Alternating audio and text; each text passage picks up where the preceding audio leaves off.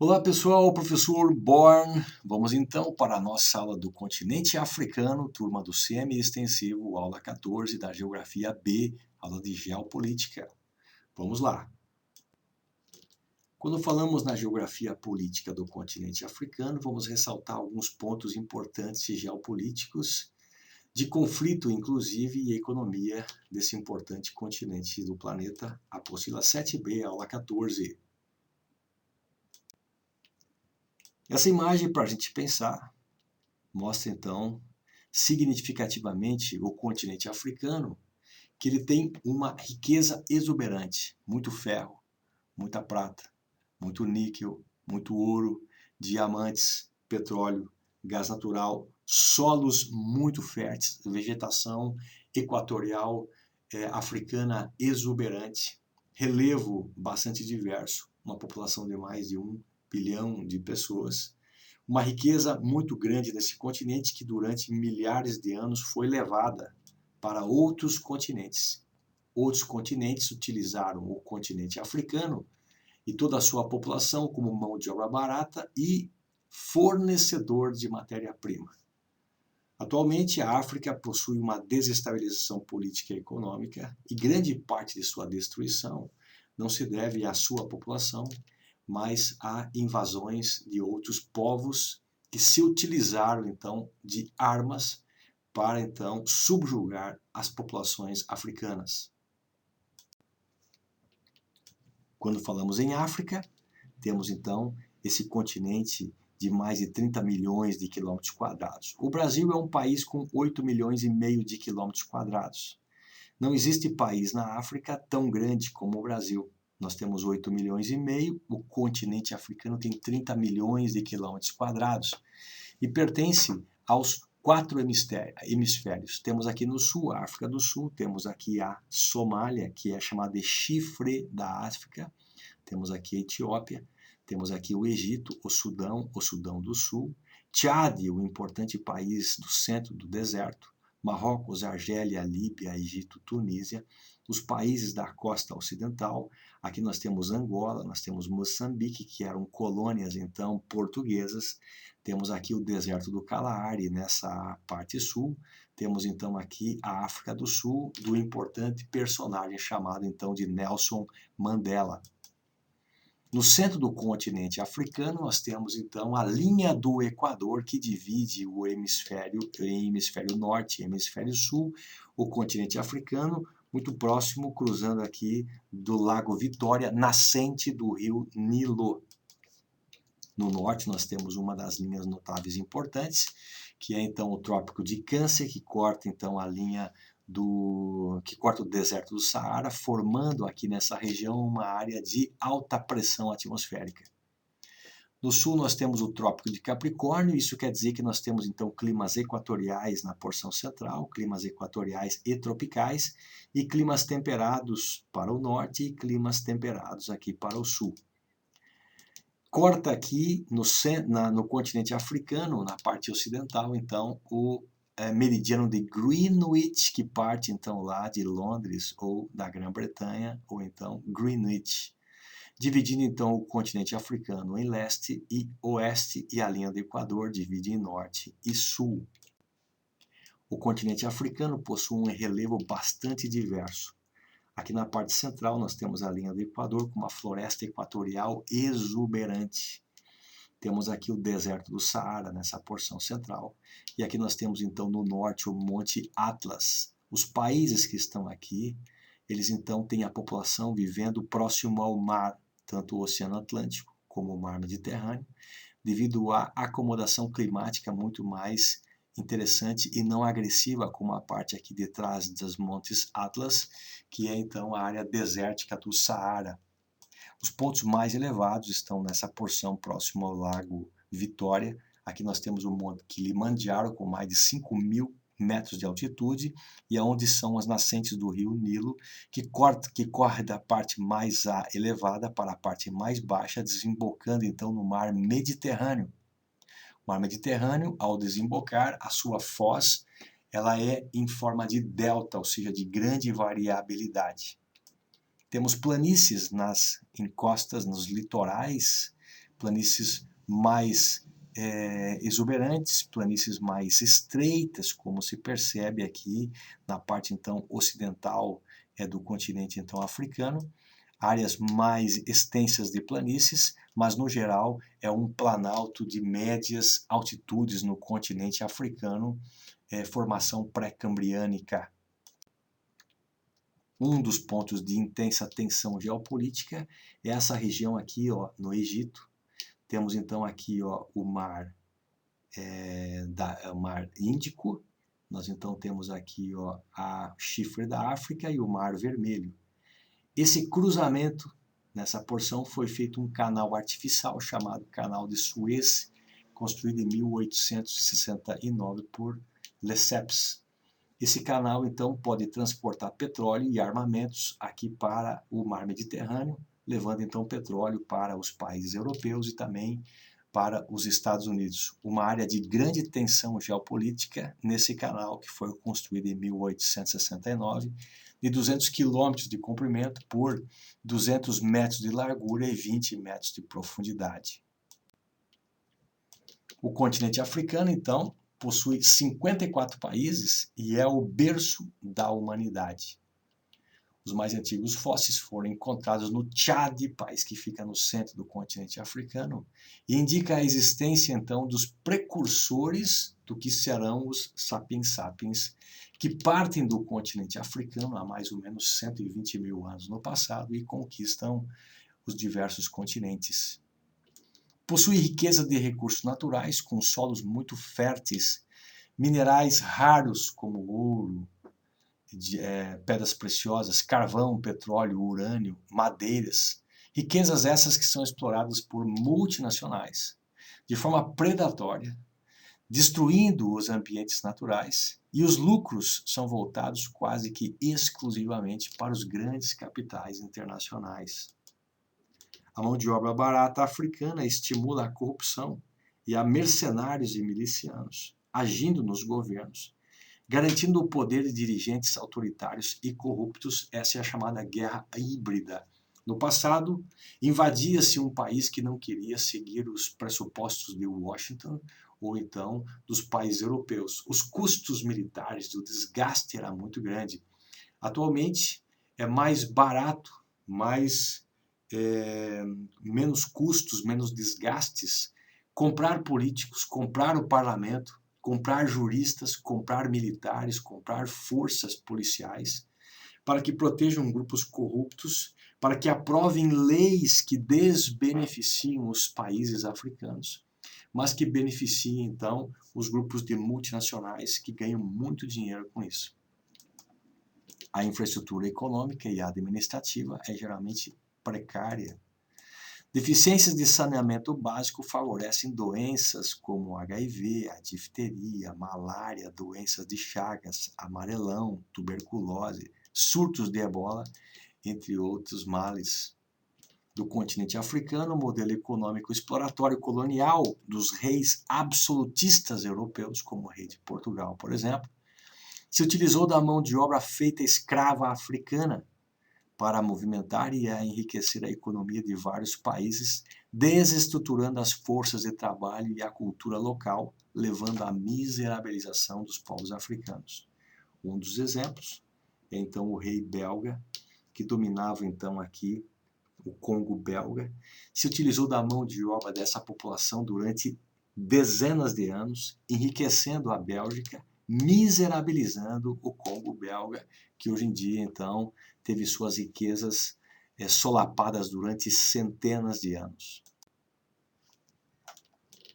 Vemos nesse mapa os colonizadores do continente africano. Em 1884, foi feita uma conferência, a Conferência de Berlim, onde dividiu-se a Europa ao bel prazer do mundo europeu. Toda essa região, com essa coloração, foi dominada então pela França.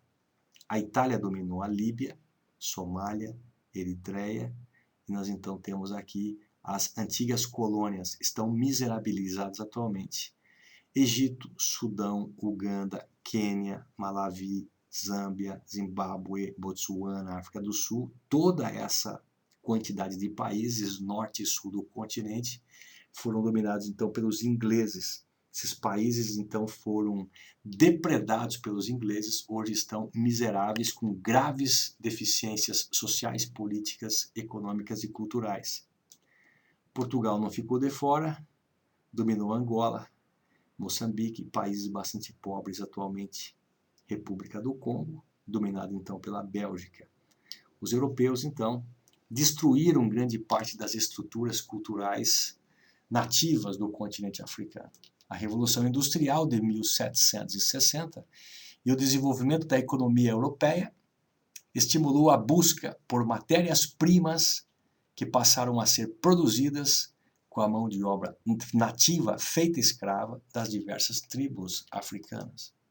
A imposição de colônias para a produção de monocultura, de plantation, como por exemplo algodão, que não é base econômica, como cacau, que não é base econômica, como soja e milho para a produção de ração para exportação, que não são base econômica, gerou miséria e fome na África devido ao rápido desgaste do solo, tornando-o improdutivo para o cultivo de alimentos. A partir da Conferência de Berlim de 1884, os países europeus dividiram o continente africano de acordo com seus interesses. Após a Segunda Guerra Mundial, 1939 e 1945, as colônias foram conquistando a independência, mas com suas economias desmanteladas e com infraestrutura destruída. Disputas tribais pelo poder são agravantes que dificultam a organização política e desenvolvimento próprio dos países africanos. Políticas de troca de alimentos e remédios vencidos por lixo nuclear, hospitalar, entre outros descartes, que são enterrados nas terras, nos continentes, nos países africanos, por promessas de apoio em votos de resoluções da OMC, dificultam ainda mais o desenvolvimento desses países. Quando se fala de Primavera Árabe, foi então movimentos de revolta por parte das populações do norte do continente africano e também do mundo do Oriente Próximo ou Oriente Médio, a partir do ano de 2010 para 2011. A revolta começou na Tunísia, quando um garoto chamado de Maomé Bouazizi, que vendia frutas, foi brutalmente espancado pela polícia corrupta do país, em protesto à corrupção, à falta de investimentos em tecnologia, em educação, em saúde, a grande corrupção do governo, junto com empresários locais, fez com que ele, então, em protesto, se imolasse, ou seja, colocou fogo no corpo. Isso incendiou a população, que assumiu as suas dores, e em questão de 4 semanas derrubaram o presidente Zine Ben Ali, que teve que fugir para o Egito, onde foi então recepcionado por Hosni Mubarak. A população, sabendo do que tinha acontecido na Tunísia, derrubou o presidente Hosni Mubarak. Esses movimentos contra governos corruptos derrubaram o presidente da Líbia, Muammar Gaddafi, que estava no poder desde 1969. Também explodiu movimentos na Argélia, no Marrocos, que tem muito petróleo. A Argélia tem muito petróleo e gás, Líbia também. E também, posteriormente, esses movimentos alcançaram a Síria, o Iraque, a Arábia Saudita, a Jordânia, o Egito, o Irã, Iêmen, Omã, com gravíssimas repressões dos seus governos frente à população que queria mais liberdade e fim da corrupção. Temos aqui o destaque então da Tunísia, país que fica então próximo à Itália, cruzando aqui o mar Mediterrâneo. Na província de Sidi Bouzid é que aconteceu então o protesto do garoto de 24 anos, Maomé Bouazizi. A Revolução de Jasmim foi assim chamada em 2011. Derrubou o ditador Zine Ben Ali em 4 semanas de intensos protestos. O primeiro-ministro Ghannouchi renunciou porque acreditou que poderia salvar o governo então do Zine Ben Ali, mas não conseguiu. A corrupção do Estado era o que a população exigia que se acabasse. A Tunísia é uma república semipresidencialista atualmente. A idade média da população é adulta, com 30 anos. Cerca de 4% da população vive abaixo da linha de pobreza. A taxa de desemprego beira os 14%, o Brasil atualmente está em 13%. Cerca de 87% da população é alfabetizada. De analfabetos, o Brasil tem apenas 6,8%. A população reivindicava reformas econômicas e o fim da ditadura de Zine Ben Ali, e essas reivindicações passaram a todos os países. Então, a revolta do chamada Primavera Árabe atingiu todos os países do norte da África e os países do Oriente Próximo. Quando falamos em Boko Haram, na Nigéria, temos aqui o país Nigéria, que está em destaque aqui nessa região. O norte do país é dominado pelo Boko Haram. Abubakar Shekau é o líder desses grupos paramilitares que desestabilizam a política do governo. Fortemente armados, quem financia esses carros de combate, todo esse armamento pesado? Esse grupo, ele então impede ou não permite que mulheres estudem. E quando alguém ou alguma tribo enfrenta então o poder do Boko Haram, acontece a queima dessas pessoas vivas. Então, desestabilizações gigantescas, o próprio exército do país não tem armamento suficiente para suportar esses grupos do chamado Boko Haram. Não raro, os governos têm que chamar países internacionais para poder intervir no país. E quando a intervenção acontece, essa intervenção também ocorre na política do país, endividando esse país com compra de material bélico para enfrentar os revoltosos, endividando esse país e desestabilizando sua economia, transformando-a em dependente de grandes grupos financiadores bancários internacionais. Nome de grande relevância do continente africano, já falecido em 2013, Nelson Mandela. Nelson Mandela vivia na África do Sul e lutou, era um advogado que lutou durante a sua vida, sua juventude, contra o regime de separação entre brancos e negros, o chamado de apartheid. Por querer igualdade, por querer o fim do racismo, por querer então direitos iguais entre brancos e negros, ele foi preso por 27 anos por exigir democracia e o fim do apartheid. Quando foi solto, ele então tornou-se presidente do país e fez uma das grandes administrações da África do Sul. África do Sul, que está aqui nessa porção do continente africano, não aqui representado nesse desenho, faz parte do chamado BRICS: Brasil, Rússia, Índia, China e Sul-África, ou África do Sul. Denominação essa não de bloco econômico, mas de um grupo de países, dado por Jim O'Neill em 2001, que é um grande economista e foi contratado pelos maiores bancos do mundo para perceber quais eram os países que nos próximos 40, 50 anos seriam a hegemonia econômica internacional.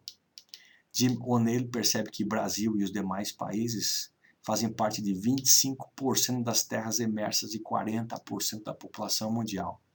Se houver investimento nesses países e aumento de salário, esses países passam a ser consumidores e investidores de tecnologia, podendo suplantar os países mais ricos do mundo. As previsões são de que, ano 2000 a 2050, o grupo dos BRICS, representado aqui por esse traço, essa coluna aqui negra, então seria muito mais poderoso do que os próprios países do G6, que são os mais ricos do mundo. Já em 2025, se nada for feito pelos grandes países ricos, os países do BRICS já ocuparão a mais da metade do poder econômico dos países do G6. E em 2050 serão os mais ricos do mundo, os mais poderosos, invertendo então a cadeia de produção industrial e de comando econômico mundial. A previsão, segundo Jim O'Neill, é de que Estados Unidos ficará abaixo do crescimento do PIB da China em 2050. Por isso, as grandes adversidades geopolíticas vividas em 2020, com grandes desavenças entre o mundo chinês, entre o mundo europeu, entre o mundo indiano e entre o mundo dos Estados Unidos. Os maiores economias de 2050, primeiro seria a China, Estados Unidos, Índia, Japão, Brasil. Essas previsões não contaram, obviamente, com o Covid, que está derrubando as economias do mundo inteiro. Temos aqui uma imagem dos presidentes, então, dos principais países, né, pertencentes ao BRICS. Aqui nós temos, então, o Michel Temer, atualmente o presidente, então, é Jair Messias Bolsonaro. Falamos, então, pessoal, sobre a nossa apostila, então, de geografia política. Então, falamos sobre o continente africano. Ficamos por aqui. Até a nossa próxima aula.